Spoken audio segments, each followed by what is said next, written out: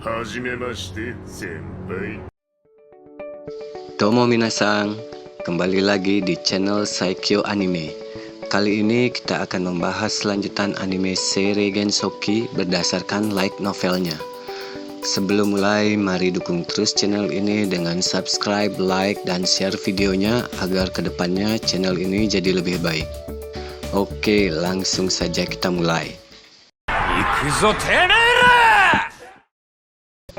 Kalian mungkin udah tahu kalau anime Seireigen Shouki udah berakhir season satunya. Di sini kita akan membahas light novelnya agar kalian juga tahu rincian alur cerita Seireigen Shouki, karena ceritanya mungkin sedikit berbeda dengan animenya. Oke, lanjut ke cerita. Cerita berawal dari dua anak kecil berumur 7 tahun bernama Amakawa Haruto dan Ayase Miharu. Mereka tinggal di Jepang dan bertetangga. Bahkan mereka memiliki nama dengan kata haru yang artinya musim semi. Mereka seolah dipertemukan oleh takdir. Bahkan saat kedua orang tua Haruto bekerja, Haruto sering dititipkan di rumah Miharu hingga keduanya sangat dekat dan akrab. Ketika orang tua Haruto bercerai, mereka akhirnya harus berpisah. Haruto akan pindah ke kota lain bersama ayahnya, sedangkan ibunya pergi dengan saudara perempuannya. Miharu yang merasa berat berpisah terus menangis dan memohon agar Haruto jangan pergi. Haruto yang sedih melihat Miharu lalu berkata bahwa ketika dia besar nanti akan datang menjemput Miharu dan akan menikahinya. Dengan begitu mereka bisa terus bersama. Miharu yang mendengar sangat senang dan akan terus menunggu Haruto. Bagi orang tua mereka itu adalah kata-kata anak kecil yang tidak mau berpisah dengan temannya. Tapi bagi Haruto, janji itu terikat kuat ke jiwanya. Beberapa tahun berlalu, Haruto kini menjadi pemuda tampan dan disiplin karena didikan keras dari kakeknya. Dia belajar sangat giat agar bisa masuk di SMA dekat tempat tinggal Miharu. Hingga dia pun lulus dan senang bisa melihat nama Miharu lagi di papan pengumuman kelulusan. Tapi di saat yang bersamaan, dia melihat Miharu berjalan dengan lelaki lain dan dari wajahnya tampak bahagia. Itulah yang membuat Haruto hancur dan kehilangan arah. Setelah beberapa hari upacara penerimaan siswa baru, Haruto tidak pernah melihat Miharu. Dia mendengar kabar bahwa dia masih absen hingga beberapa hari sampai akhirnya benar-benar berhenti bersekolah. 4 tahun berlalu sejak pertemuan terakhirnya dengan Miharu. Sampai saat ini Haruto belum tahu apa yang terjadi dengan Miharu. Dia takut mencari tahu, takut kalau kebenaran akan lebih menyakitkan dari yang Haruto pikirkan. Hingga dia pun kehilangan semangat untuk berjuang. Dia jadi sering bolos kuliah dan lebih banyak kerja part-time serta mengurung diri di rumahnya. Di satu sore saat dia pulang dari universitas dengan bus, di dalam bus ada anak kecil yang terus memandangi Haruto. Sebenarnya Haruto tahu anak itu, dia adalah Undo Suzune, anak kecil yang pernah ditolong saat tersesat. Tapi Haruto tidak mau memulai pembicaraan karena di Jepang berbicara dengan anak kecil terutama cewek, apalagi bukan keluarga, akan menjadi masalah dan berurusan dengan hukum.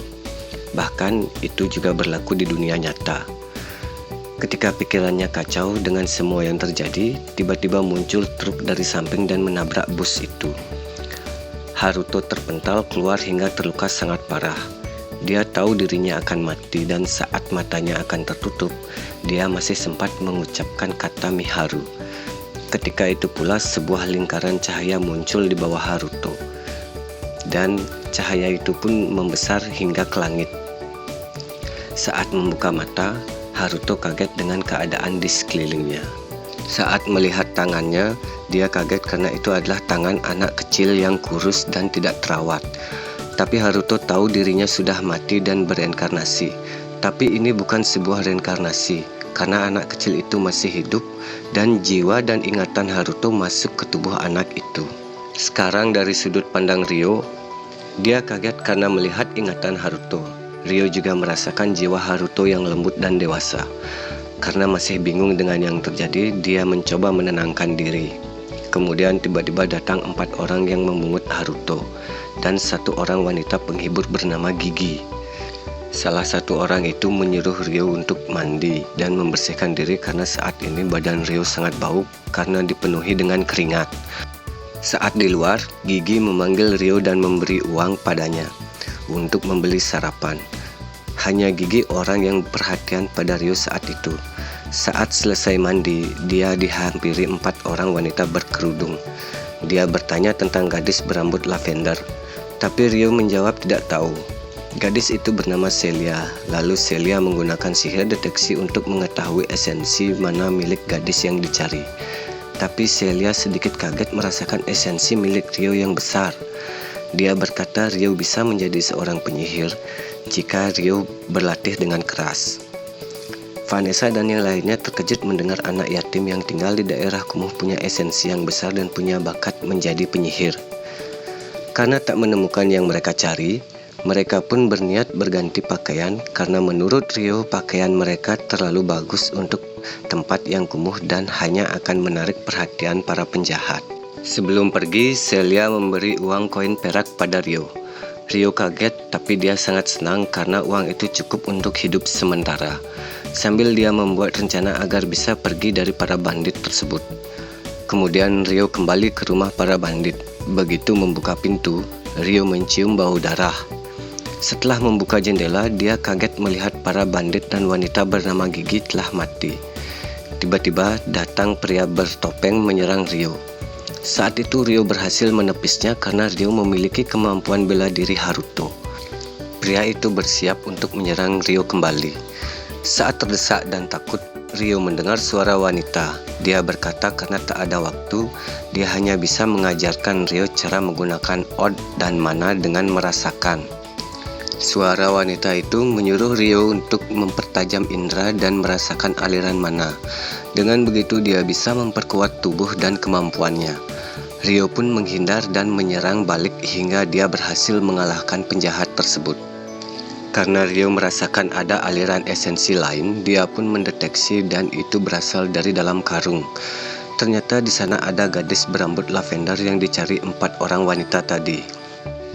Gadis itu meminta tolong untuk diantarkan ke istana dan berjanji akan memberikan hadiah pada Rio. Dia pun mengeluarkan gadis itu dan menenangkannya. Tapi tiba-tiba gadis itu pingsan, mungkin disebabkan syok dan kelelahan.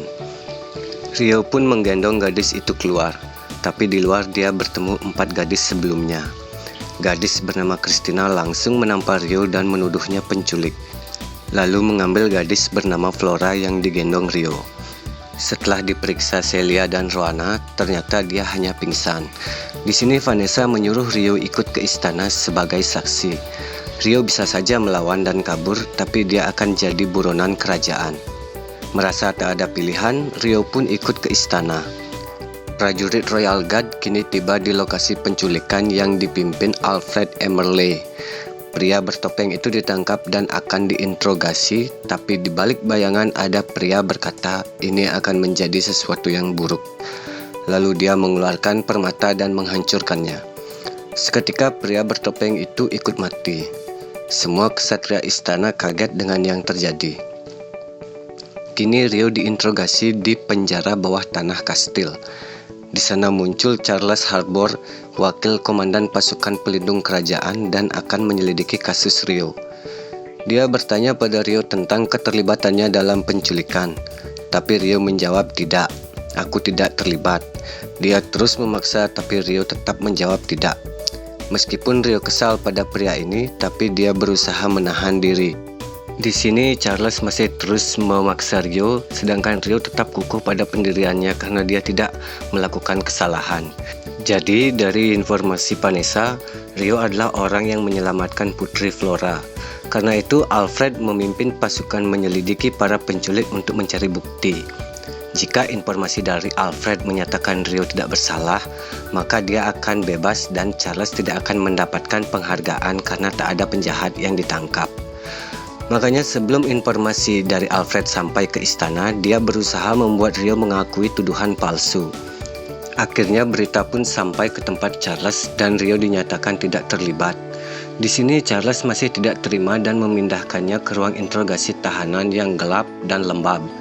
Tangan Rio diikat dengan rantai dan dipukuli agar mengakui kesalahannya.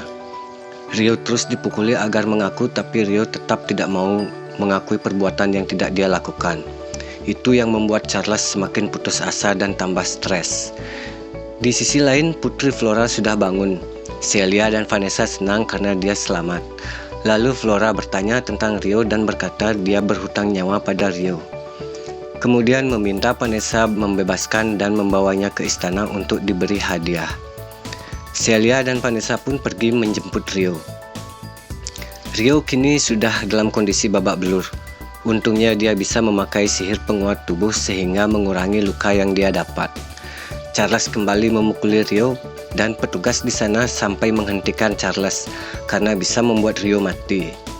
Di sini dijelaskan awal mula penculikan Flora. Kerajaan Beltrum punya tradisi ritual setiap musim semi untuk kemakmuran kerajaan, dan Flora pun ditunjuk sebagai pendeta untuk ritual. Sebelum ritual dimulai, pendeta wajib melakukan penyucian diri dengan mengunjungi mata air di tanah suci kuno di pinggiran kota. Tapi itu dilarang bagi siapapun untuk masuk kecuali pendeta dan pelayannya. Tapi untuk kali ini, pengawal kerajaan pimpinan keluarga Arbor mengepung tanah suci dengan keamanan tingkat tinggi. Sedangkan mata air itu terletak di dalam hutan dan penjahat berhasil menyelinap lalu menculik Flora. Itulah yang menjadi penyebab masalah pada keluarga Arbor. Itu menyebabkan Charles Arbor akan kehilangan jabatan sebagai wakil komandan. Karena itu dia memaksa Rio untuk mengakui keterlibatannya dengan penculik. Charles pun menggunakan artefak Collar Submission atau kalung Buddha agar pemakainya mengikuti kata-kata Charles. Meskipun itu melanggar hukum, dia tidak peduli. Saat akan memakaikan kalung Buddha, datanglah Vanessa dan Celia yang terkejut melihat keadaan Rio. Sebenarnya Vanessa menyuruh bawahannya menginterogasi Rio dengan lembut, tapi orang yang ditugaskan Vanessa malah digantikan oleh Charles. Charles beralasan bahwa orang itu sedang ada misi, jadi dia yang menggantikan sementara. Vanessa juga berkata bahwa vonis bisa dilakukan setelah Flora bangun. Charles kembali beralasan bahwa dia ingin menemukan bukti lain akan keterlibatan Rio kepada para penculik itu. Vanessa pun bilang bahwa Rio lah yang menyelamatkan Flora. Charles hanya pura-pura senang dan mulai melepaskan Rio. Rio yang pingsan dibawa Celia dan disembuhkan.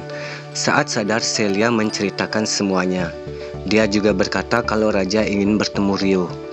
Di sini Rio sebenarnya segera ingin pergi, tapi dia merasa akan menjadi masalah untuk kedepannya. Hingga akhirnya Rio pun setuju dan minta untuk diajarkan tata krama kerajaan oleh Celia. Sekarang di dalam istana Beltram, duduk Raja Philip Beltram dan di depannya ada kelompok bangsawan yang dibagi menjadi 3 faksi. Faksi terbesar Duke Arbor, kemudian Duke Huguenot, lalu yang terkecil Duke Fontaine. Duke Arbor ini bangsawan licik dan suka mencari keuntungan karena mendapat kepercayaan dari raja sebelumnya dan diberi wewenang memilih kesatria ke dalam Royal Guard. Saat raja meninggal, dia menyalahgunakan kekuasaan dengan menjual bantuan kebangsawan yang kuat demi keuntungannya sendiri. Karena masalah penculikan Flora melibatkan Duke Arbor, dia pun disudutkan oleh 2 faksi lainnya.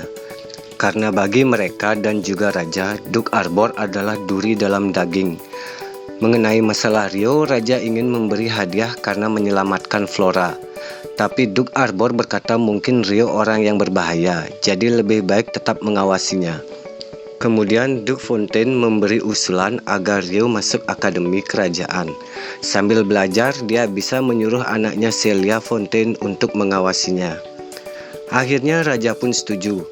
Rio pun masuk ke dalam istana menggunakan seragam akademi istana, dengan rambut yang sudah rapi. Semua orang terkejut melihat Rio yang elegan dan tampan. Seolah-olah Rio itu bukanlah anak yatim melainkan bangsawan. Rio menggunakan bahasa yang sopan dan sikap yang mengikuti standar istana. Raja terkesan melihat Rio dan menyuruhnya untuk belajar di akademi. Setelah itu, Duke Arbor diberhentikan dari Komandan Royal Guard Kerajaan. Kemudian anaknya yang bernama Charles diturunkan dari jabatan Wakil Komandan. Sebagai komandan baru, dia menunjuk Alfred Emerley untuk menjadi Komandan Royal Guard. Duk Arbor kecewa, tapi dia tetap tersenyum sinis dengan menyimpan rencana busuk lainnya. Rio saat ini sedang berjalan dengan Celia menuju ruang kelas. Dalam hati Rio menyadari bahwa akan banyak ada hal yang tidak menyenangkan saat dia masuk kelas Akademi Istana. Saat tiba di kelas, semua berbisik dan membicarakan status Rio. Rio pun memperkenalkan diri dengan sopan. Meski begitu, banyak yang tidak terima seorang anak yatim dari tempat kumuh masuk ke elit akademi. Oke, sampai di sini dulu pembahasan volume 1 part 1 light novel seri Gensoki. Kalau ada salah penyampaian, mohon maaf. Tunggu part selanjutnya.